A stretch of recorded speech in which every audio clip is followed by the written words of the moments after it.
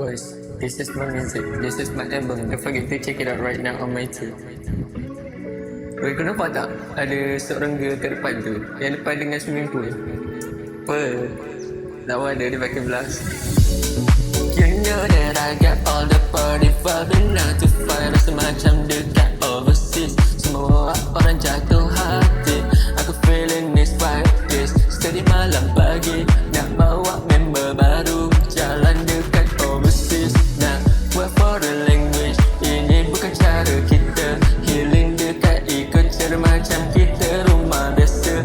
Agak rumah merah di rumah biru. Sebab setiap kali aku mula rindu saat momen bersamamu.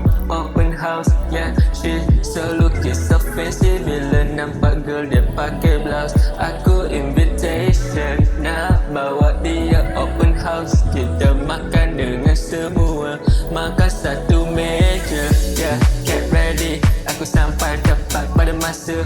Dia pakai kereta Pro 2, aku pakai bottom beza. Like macam stanza at the first time.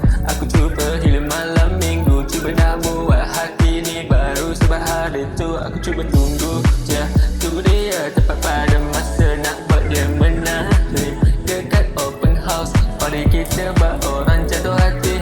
At the first time feel like bit macam hari jadi. Aku rasa tak boleh nak feeling sebab terlalu happy nampak girl dia pakai blouse.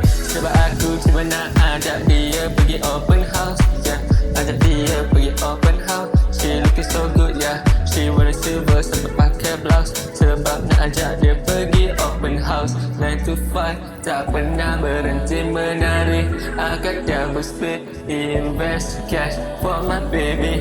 And you know that I what I mean. This is what I came for. Got this on the dance floor. Ha.